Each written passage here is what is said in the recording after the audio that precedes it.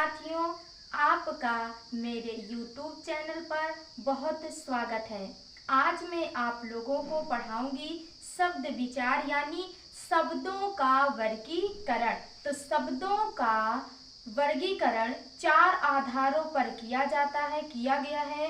उनमें से मैं 3 आपको पढ़ा चुकी हूँ। तो आज मैं आपको पढ़ाऊंगी प्रयोग के आधार पर शब्दों का वर्गीकरण। तो प्रयोग के आधार पर शब्दों के 2 भेद होते हैं। प्रयोग के आधार पर शब्दों के 2 भेद होते हैं। उनमें से पहला है विकारी शब्द और दूसरा है अविकारी शब्द।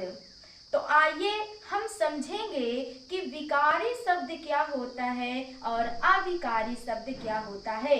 तो सबसे पहले मैं आपको बताऊंगी विकारी शब्द। तो ध्यान से देखिएगा, वाक्य में प्रयोग करते समय जिन शब्दों के रूप में लिंग, वचन, कारक तथा काल के कारण परिवर्तन आता है वे विकारी शब्द कहलाते हैं।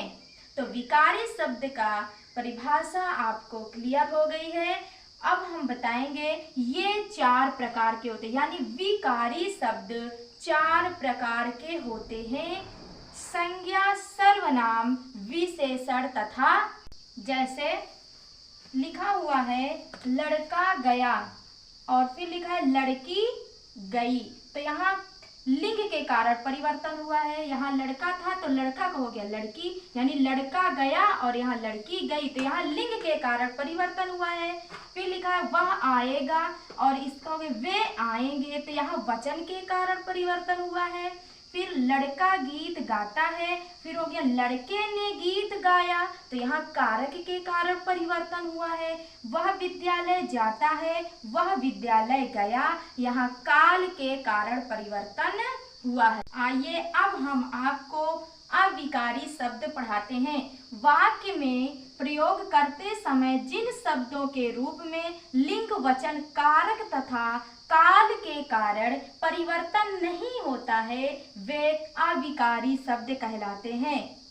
विकारी शब्द में क्या था? लिंग, वचन, कारक के कारण परिवर्तन हो जाता है, लेकिन अविकारी शब्द में क्या है कि लिंग, वचन, कारक तथा काल के कारण परिवर्तन नहीं आता है, वे अविकारी शब्द कहलाते हैं।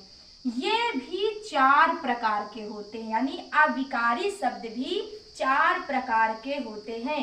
क्रिया विशेषण, संबंध बोधक, समुच्चय बोधक तथा विस्मयादि बोधक।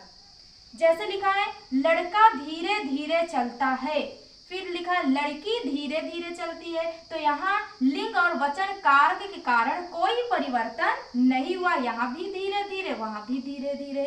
फिर लिखा है बूढ़ा व्यक्ति लड़की के सहारे चलता है और वहाँ लिखा बूढ़े व्यक्ति लड़की के सहारे चलते हैं। तो यहाँ कोई परिवर्तन नहीं आया है। तो ये अविकारी शब्द हैं।